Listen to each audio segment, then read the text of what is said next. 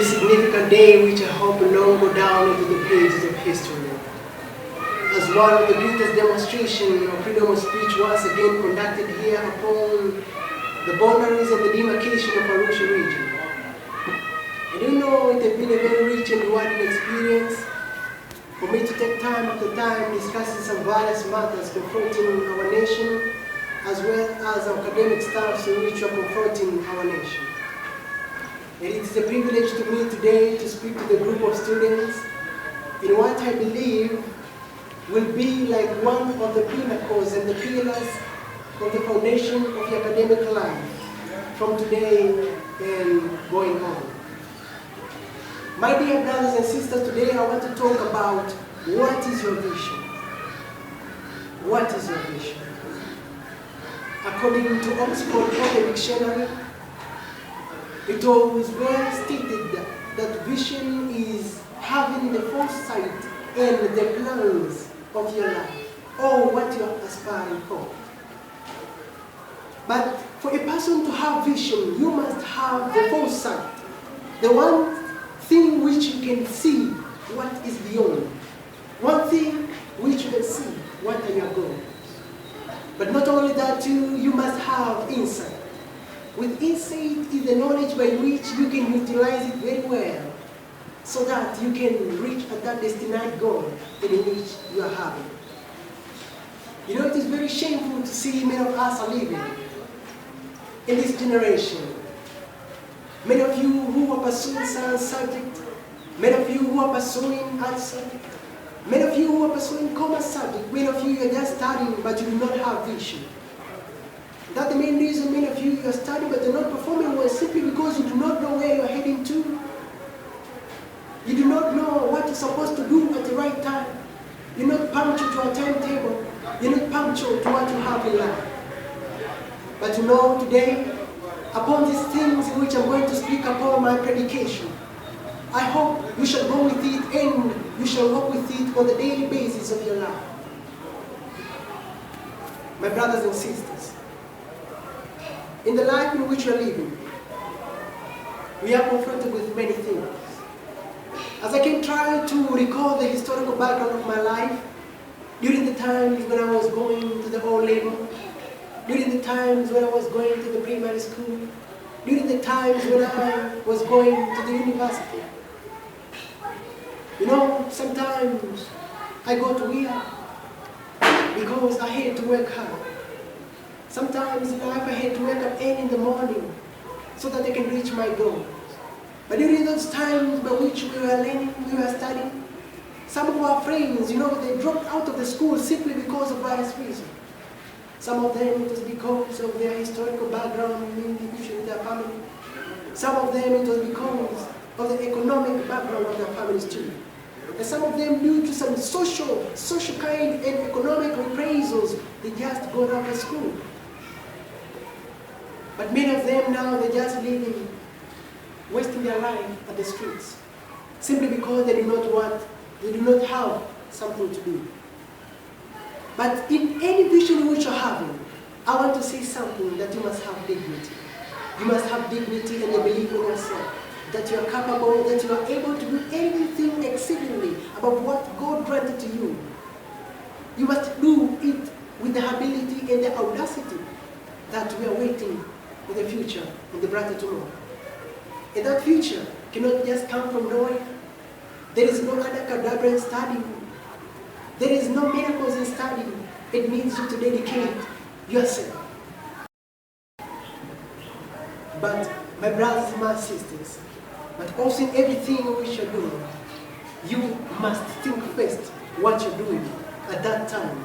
And if that thing is worthy to be done at that time. It was Sir Albert Einstein, one of the men who is recalled as the man who had higher IQs upon the humans who lived on the face of the earth, who said and stated during the times of his life, think before you act to the things you choose to pursue. Think before you speak to people you meet or greet. Think high that you will rise to get the mighty prize. Seek that success can come at your time and in your way. Think that you can give joy to every boy and every girl. Think how you can raise. But the other thing which I want to talk about is concerning the technology. We do have the technology by which we can utilize well in our studies.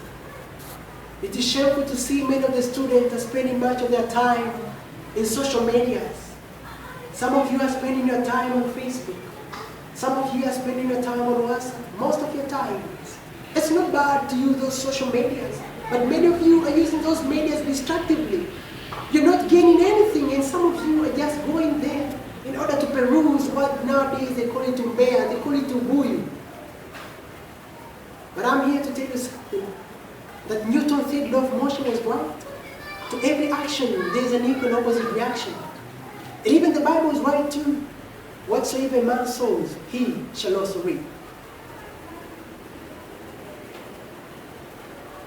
My dear brothers and sisters, but not only thing, in everything in which you're doing, you must aspire to seek the highest standard of excellence. You must aspire to seek the highest standard of success. You must aspire to seek the highest standard of good performance within your studies. You must aspire to have the good life in the coming days. You must aspire to have a better life in order for you to change the generation to come, the future generation. But do you have that vision of changing the generation? Or are you just moving, wasting your life, wasting your time, using your time destructively?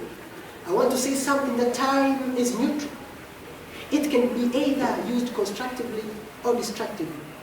And one of the strangest reasons most of us are using our time wastefully, when most of our times, and some of the people, are spending their life in doing some kind of crude things. You're wasting your time. But there shall going to come the time when you shall come into your senses. You will realize that you're playing inside the school.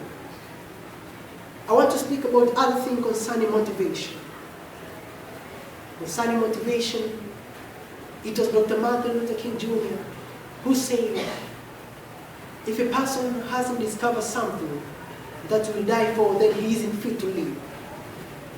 Until when we can discover why are we coming to school?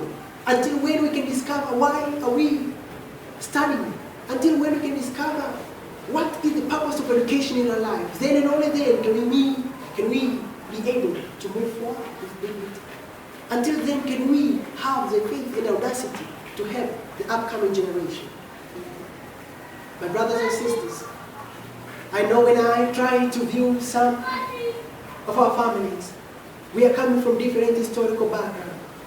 Some of you are not able to perform well simply because at your houses there's no electricity being installed. But I want to tell you something. If at your house there is no electricity, I would like to encourage you to burn the midnight oil. Study in the morning, study in the afternoon, study in the evening, study at night. Burn the midnight oil. It was Dr. Martin Luther King Jr. who said, if you can't be what you are today, then you can do it by tomorrow. But not only that, my brothers and my sisters, if by using the knowledge in which you have, by using the chance in which you have, by using the time wisely in which you have, you can be able of moving forward with such grim and bold determination to change your life today, to change the life of your family, to change the life of the generation, to change the life of the society in which you live. And we, as the people, can change the life of the nation. My brothers and sisters, I want to say something also. If it falls your lot to do best in your studies, like that street sweeper, that story of the street sweeper which I just studied during a long time ago when I was young. Sweep street then in education, like Michelangelo who painted pictures. Sweep street like Kindred with who composed music. Sweep street like Rotary Prize who sang before the Metropolitan Opera, but not only that, sweep street like Shakespeare who wrote poetry. Sweep street so well so that all of hosts of heaven and earth will have to pause and say, here lives the great street sweeper who saved this job here. If you can't be the pine on the top of the hill, be a scrub in the valley, but be the best little scrub on the side of the river, then be a bush if you can't be a tree. If you can't be a highway, just be a trail. If you can't be the sun, be a star. It isn't by side that you win or you fail. Be the best of whatever you are. I saw my brothers and my sisters. It was Mohandas K. Gandhi, the Mahatma Gandhi, who said, live as if you are today, tomorrow. Learn as if you are to live forever. You have the chance of studying. Study very hard wherever you have the chance. Study very hard so that we can raise our parents to the ground level standard of academic level. We can help our parents, we can help our relatives, we can help the society in which we have. But at the end, we can be able to have a high degree of excellence. Another thing in which I want to talk about, it was Aristotle who said, the roots of education are bitter, but its fruits are sweet. Now, it's like you may know that you're losing your time. It's like you may know that you're spending much of your time in studies or wasting your time, but no. There's a certain saying in Swahili said, elimu hufungua maisha. Education is the key of life. But until then, when you realize that education is the key of life, then and only then you will know the purpose of education. My brothers and sisters, but also wherever you're studying, never lose hope. Never be discouraged. Never get distorted. For the brighter days to come are at hand. I can remember during 1945, the British Prime Minister by the name of Winston Churchill, Sir Winston Churchill. During that time, during the World War II, Hitler was moving, conquering many nations in order to rule the world. But Sir Winston Churchill, he stood up and said, we shall fight, we as England, we shall fight in the air. We shall fight at the ground. We shall fight at the seashores. We shall fight wherever we go, and we shall never surrender. We shall never give in. It was when now, during that time, England, Britain, Prime Minister, gave the people some power by which they fought until Hitler was defeated. My dear brothers and sisters, as I'm about to conclude now, I want to say something which will mark the end of my predication today. After getting the education, transplant that spirit to the upcoming generation. Transplant this spirit by saying to other people, this must be said wherever we go. And therefore let education ring. From the snow-capped Rockies of Kilimanjaro, let education ring. From the hardening Alleghenies of Arusha, let education prevail. From the stony mountains of Mwanza, but not only that, let education ring. From the curvaceous slopes of Kagera, let education ring. From every village and every hamlet, from every state, from every region. When we shall allow education to ring, when we shall let education to prevail from various aspects of our life, we shall be able of saying in not so distant future, like what Dr. Martin Luther King used to say, don't you get weary in well-doing, for in due season you shall reap if you faint not. And at that time when it comes, the morning stars will sing together, and the sons of God will shout.